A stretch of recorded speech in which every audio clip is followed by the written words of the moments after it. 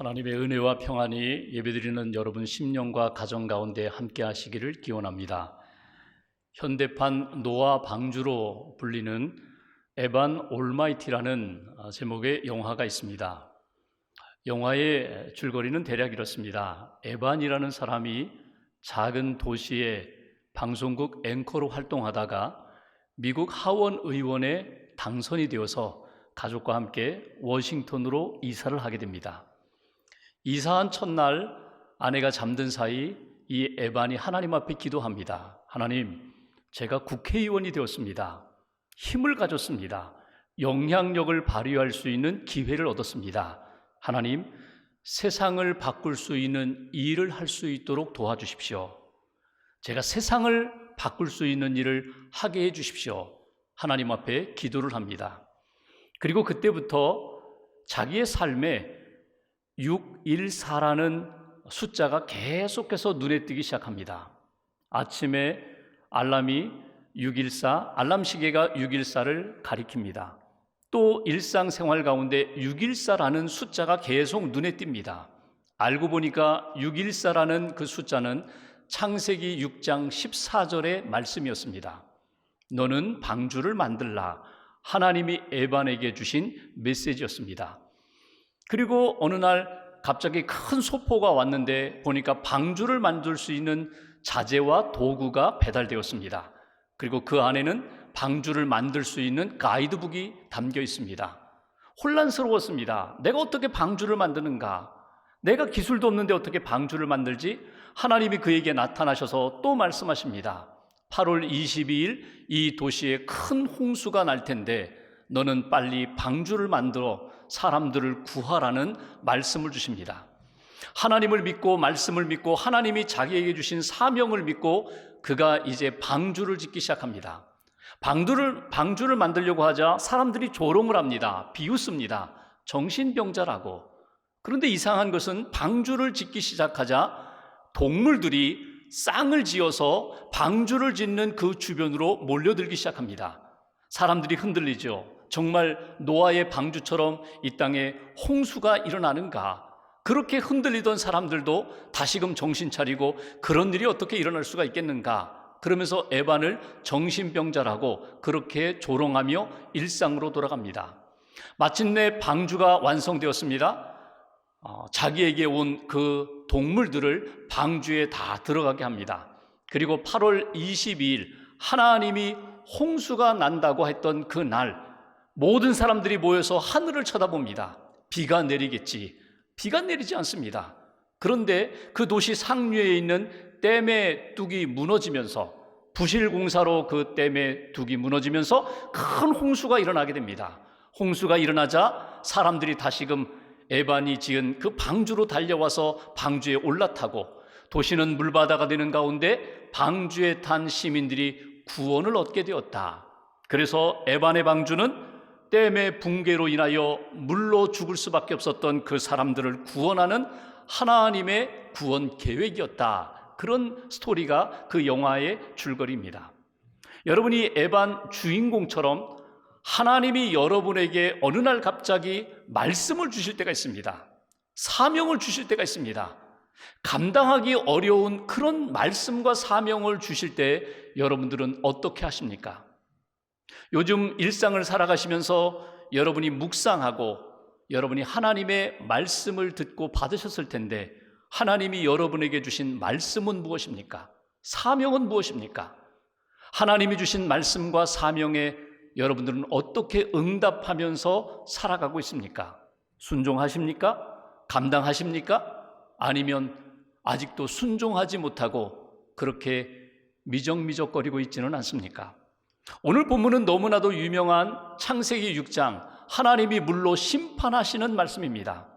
동시에 하나님이 노아에게 배를 만들라고 방주를 만들라고 내가 너를 통하여 방주를 통하여 구원의 역사를 일으키리라고 주신 말씀이 오늘 본문의 말씀입니다. 심판의 말씀과 구원의 말씀을 통하여 오늘 저와 여러분들에게 주시는 하나님의 메시지가 무엇일까? 우리가 지난주에 보았던 것처럼 노아 시대의 사람들은 어떠했습니까? 그들은 육신이 됨이라 이렇게 말씀합니다. 하나님이 보실 때에 하나님의 형상은 잃어버리고 믿음은 잃어버리고 영성은 잃어버리고 세상의 욕망에만 매달려 살아가는 그런 인생들은 하나님의 음성을 들을 수가 없었다는 것입니다. 노아 한 사람만 믿음의 사람으로 하나님과 동행하며 하나님이 주시는 말씀을 듣게 됩니다. 하나님이 주시는 말씀이 무엇입니까? 끝날에 가까이 왔다는 것입니다. 내가 끝날을 보여주겠다는 것입니다. 그리고 심판하시겠다는 것입니다. 여러분, 끝날이 무엇입니까? 우주적 종말, 온 세계가 하나님 앞에 심판을 받는 날, 개인적인 종말, 내가 하나님 앞에 부름을 받고 이 세상에서의 삶을 마감하는 날, 그것이 끝날입니다. 오늘 그 끝날이 이르렀으니 내가 심판하겠다는 것입니다. 사람의 죄가 가득하여 세상의 죄악이 가득하여 내가 심판할 수밖에 없다. 그러니 너는 그 끝날을 준비하라. 이것이 오늘 노아에게 주신 첫 번째 메시지입니다. 오늘 말씀을 통하여 방주를 지으라고 말씀하시면서 주셨던 그 말씀 속에 나와 우리 가정을 위한 하나님의 음성이 무엇일까? 첫 번째 주시는 메시지가 있습니다. 하나님의 심판을 준비하십시오. 하나님의 심판, 하나님의 끝날이 있다는 것을 잊지 말고 그 날을 준비하는 인생을 살라는 것입니다. 하나님은 당시의 사람들의 죄악을 보셨습니다. 그리고 이 죄악된 세상을 물로 심판하는 동시에 구원의 방주를 만들어서 노아를 통하여 구원의 새로운 역사를 시작하시고자 하는 하나님의 계획이 오늘 본문에 담겨 있습니다. 여러분, 하나님의 구원 계획, 심판 속에 담겨 있는 하나님의 구원 계획을 우리가 믿고 그 구원 계획 아래 끝날을 준비하는 인생을 살아야 된다. 노아는 하나님을 믿었습니다. 하나님의 말씀을 믿었습니다. 말씀 속에 담겨 있는 끝날, 하나님이 심판하시겠다는 말씀을 들었습니다. 여러분, 믿음이 없는 사람, 세상에 속한 사람, 육신에 속한 사람은 그 끝날이 어떤 날입니까? 그 끝날은 심판의 날이고 멸망의 날입니다. 그런데 노아와 같은 믿음의 사람, 하나님과 동행하는 사람에게 있어서 끝날은 어떤 날입니까? 그날은 구원의 날입니다. 새로운 역사를 시작하는 날이 된다는 것입니다. 노아는 그 믿음으로 끝날을 준비하는 믿음의 삶을 살았다. 예수님께서 노아와 그 시대의 사람들, 노아의 심판에 대하여 말씀하신 내용이 신약 성경에 있습니다. 누가복음 17장 27절에 보면은 예수님이 이렇게 말씀을 하십니다.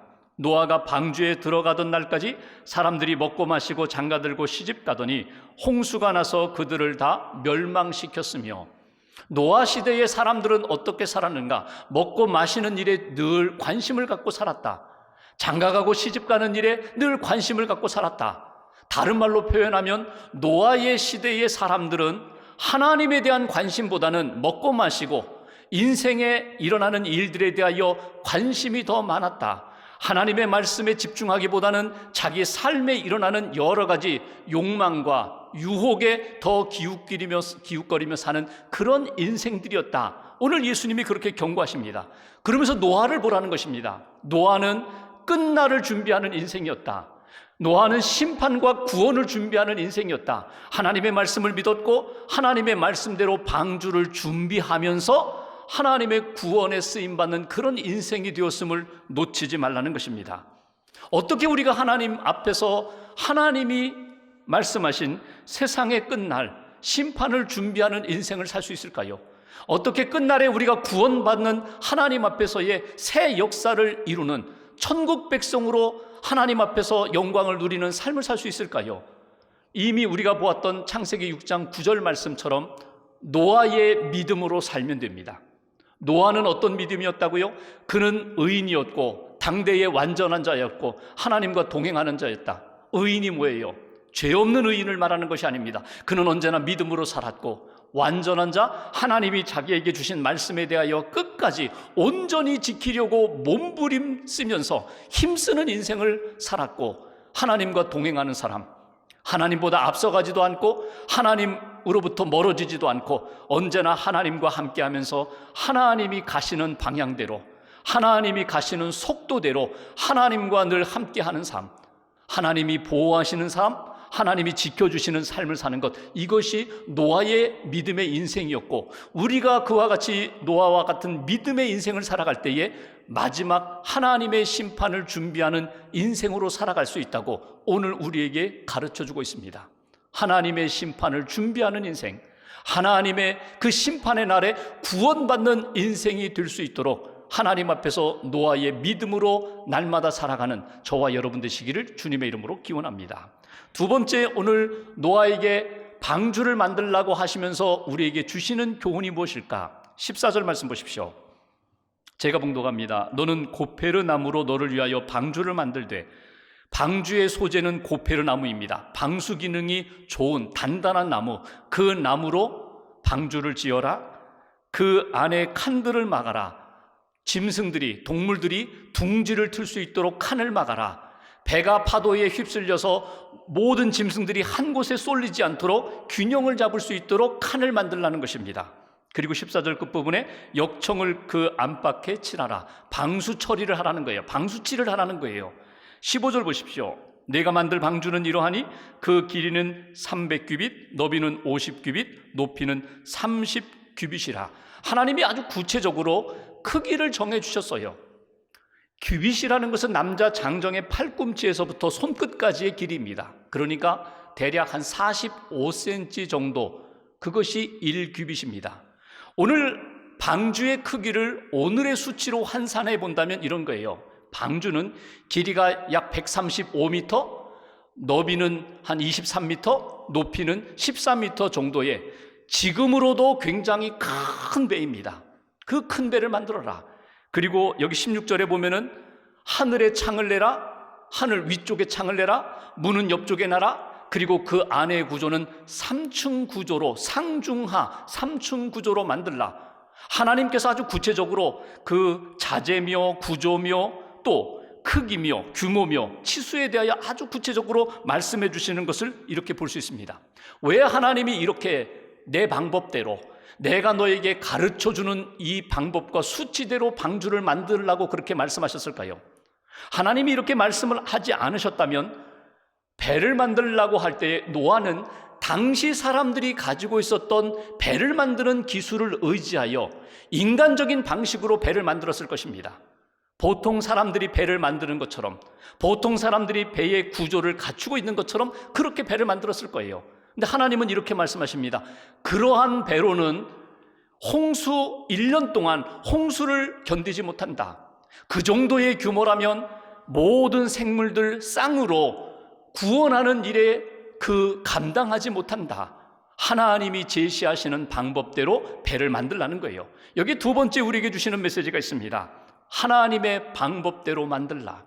하나님의 방법대로 만들라. 인간의 생각이나 세상의 방식이 아니라 하나님이 오늘 이 사건을 통하여, 이 어려움을 통하여 구원의 역사를 만드는 일에 있어서 하나님이 제시하는 방법을 놓치지 말고 그 방법대로 만들라고 우리에게 말씀을 주십니다. 여러분, 노아의 방주를 히브리어 원어를 보면은 테바라고 합니다. 방주가 테바예요. 이 테바라는 말이 출애굽기에 또 한 번 나옵니다. 어디에서 나오는가 하면 요셉이 애굽으로 이주한 다음에 가족들이 오지요. 그리고 애굽의 이스라엘 백성들이 점점 왕성해집니다. 많아집니다. 그래서 애굽의 바로 왕이 이스라엘에 태어나는 모든 남자아이들은 다 죽이라는 명령을 내려요. 그때에 어느 가정에 남자아이가 태어났어요. 3개월 동안 숨기고 있다가 더 이상 숨길 수가 없어서 갈대 상자를 만들어 거기에 남자아이를 넣어서 나일강에 띄웁니다. 그 아이가 누구입니까? 모세입니다. 그때 사용된 갈대 상자라는 이 말이 테바입니다. 그러니까 큰 테바는 노아의 방주고 작은 테바는 모세를 담고 있었던 갈대 상자예요. 근데 이 테바의 특징이 하나 있어요. 여러분 눈치채셨겠지만 배는 배인데 동력 장치가 없어요. 보통 배를 만든다면 이 배를 움직일 수 있도록, 방향을 잡을 수 있도록 키를 만들기도 하고, 그리고 동력 장치를 만들어요. 돛을 달죠. 그래서 바람에 영향을 받아서 배가 움직이게 한다든지, 노를 달아서 사람이 노를 저어서 배가 움직이게 한다든지, 그런 동력 장치가 있는데 오늘 노아의 방주도, 그리고 모세를 담고 있었던 갈대 상자도, 이 테바는 동력장치가 없어요. 무엇을 말씀하는 것입니까? 하나님이 동력장치가 되시겠다는 거예요. 하나님이 힘이 되시겠다는 거예요. 하나님이 움직이시겠다는 거예요. 하나님이 보호하시겠다는 거예요. 하나님께 맡기라는 것입니다. 이것이 오늘 노아의 방주, 하나님의 방법입니다. 인간의 방법이 아니다, 내 생각이 아니다, 내 기술이 아니다, 내 방법대로 만들라. 이것이 오늘 하나님이 노아에게 말씀하신 방주를 만드는 방법입니다. 우리는 인생을 살아가면서 나 나름대로의 방주를 만듭니다. 내 인생의 방주를 만들어요. 그리고 내가 방향을 정하고 내가 동력이 되어서 내 힘과 지식과 경험을 동원해서 내 인생을 바른 방향으로, 아름다운 곳, 행복한 곳으로 이끌어 가려고 해요. 우리 가정도, 내가 속한 일터도, 내가 속한 공동체도 큰 방주를 만들어서 거기에 동력장치를 달아서 내가 원하는 곳으로 가고자 해요. 그런데 하나님이 우리에게 원하시는, 제시하신 방법은 무엇입니까? 하나님이 기뻐하시는 방주, 하나님의 방법으로 만들라는 거예요. 내가 주인 되지 말고 하나님이 주인 될 수 있도록, 내 힘을 사용하는 것이 아니라 내가 힘이 되고 능력이 되고 주인이 되는 그런 인생이 되고 공동체가 되도록 하나님이 기뻐하시는 방주, 하나님의 방법으로 만들라는 것입니다. 그리고 하나님 앞에 맡기라는 거예요. 내가 너에게 지시하는 것만 감당하고 가장 중심되는 방법은 내가 정하리라, 내가 이루리라. 이것이 오늘 하나님이 말씀하시는 내용입니다. 여러분, 구약의 광야에서 성막을 지을 때에도 하나님이 모세에게, 이스라엘 백성들에게 맡기지 않으셨어요. 성막의 구조와 크기는 하나님이 다 정하셨어요. 그리고 이런 구조로, 이런 자재로 이렇게 성막을 만들라, 지성소와 성소를 구별하라, 그리고 언약궤는 어느 곳에 놓아라. 하나님이 성막을 만들 때도 딱 정해 놓으셨어요. 솔로몬이 성전을 지을 때에도 크게 짓고 싶었는데 하나님이 성전의 규모를 딱 정해 주셨어요. 크기는 이렇게, 구조는 이렇게, 그리고 자재는 이렇게. 하나님이 성전을 지을 때도 하나님이 방법을 제시하셨습니다. 왜 그럴까요? 때로는 인간적인 야망 때문에 영웅 심리로 내가 영웅이 되고자 크게 만들고 싶은 그런 욕망에 빠지지 않도록, 때로는 내가 그냥 작게 형식칠해하듯이 그냥 이렇게 작게 만들어서 지나가지 않도록 하나님이 형식을 만드셨어요. 그리고 내 방법대로, 내 뜻대로 순종하여 하나님의 역사를 만들라는 거예요. 구약의 여러 왕들 가운데 하나님으로부터 버림받았던 왕 가운데 대표적인 왕이 사울 왕입니다. 이스라엘의 초대 왕입니다. 부름받았을 때는 그렇게 겸손했던 사울 왕인데 하나님의 버림을 받아요. 왜 하나님의 버림을 받게 되었는지 아세요? 사무엘상 13장에 보면은 블레셋과 전쟁하기 전에 제사를 드려야 되는데, 전쟁 나가기 전에 예배드리고 기도해야 되는데 사무엘 선지자가 아직 오지 않는 거예요. 마음이 다급한 사울 왕이 어떻게 합니까? 내가 제사를 집리하지 뭐. 내가 제사를 드리지. 하나님의 법, 하나님의 방법이 아니라 자기 생각대로 제사를 드렸어요. 하나님이 보시기에 이건 악한 일이다. 그러면서 사울을 버리기 시작합니다. 사무엘상 15장에 보면 아말렉과 전쟁을 합니다. 전쟁에 나가기 전에 하나님이 선지자를 통하여 분명히 말씀하십니다. 전쟁에 나아가서 아무리 좋은 것들이 있다 할지라도 건드리지 말아라. 동물들은 다 죽이라고 말씀하세요. 근데 사울왕이 전쟁에 나가보니까 좋은 양들이 있어요, 소가 있어요. 그것을 구별하여 가지고 옵니다. 그리고 사무엘 선지자가 왜 죽이지 않았느냐고 했을 때에 사울왕이 이러잖아요. 하나님 앞에 제사 드리기 위하여, 이 아까운 것 하나님 앞에 제사 드리기 위하여 내가 남겨두었습니다. 그때 사무엘 선지자를 통하여 하나님이 주신 말씀이 무엇입니까? 사무엘상 15장 22절, 순종이 제사보다 낫고 듣는 것이 순양의 기름보다 낫다. 하나님이 정말 원하시는 게 무엇인가 하면 하나님의 말씀에 순종하는 것, 하나님의 법대로, 하나님의 방법대로, 하나님의 뜻대로 맞추어 살아가는 것, 그것을 하나님이 원하신다는 거예요. 여러분, 구원의 방주 교회입니다. 여러분, 교회에 세워지는 역사를 보십시오. 예수님이 이렇게 말씀하셨습니다. 베드로의 신앙 고백 위에 내 교회, 예수님의 교회를 세우리라고. 세상의 어떤 양식이 아니라, 방식이 아니라 주는 그리스도시요 살아계신 하나님의 아들입니다. 그 믿음의 고백 위에 주님의 교회를 세우리라고. 예수님이 머리가 되시겠다고, 예수님이 말씀하시겠다고, 예수님의 영, 성령님의 영을 통하여 부흥의 역사를 이루고 생명의 역사를 만들겠다고. 여러분, 이것이 하나님의 방법입니다. 우리가 가정을 세울 때에도, 교회를 세울 때에도, 일터와 내 인생을 하나의 큰 방주로 세울 때 하나님이 제시하신 방법에 맞추어, 하나님의 뜻에 맞추어 인생을 세우고 가정을 세우고 교회를 세우라. 이것이 오늘 우리에게 주시는 두 번째 메시지입니다. 세 번째 마지막 절 한번 보십시오. 오늘 본문 끝절 22절 보겠습니다. 22절 함께 봉독합니다. 노아가 그와 같이 하여 하나님이 자기에게 명하신 대로 다 준행하였더라. 노아가 하나님의 말씀대로 하여 준행하였다. 다 준행하였다. 온전히 순종하였다. 이렇게 말씀합니다.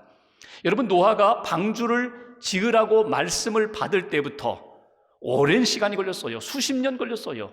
그 오랜 시간 동안 방주를 짓는 과정 가운데 쉽게 순종할 수 있는 부분도 있고 순종하기 어려운 부분도 있어요.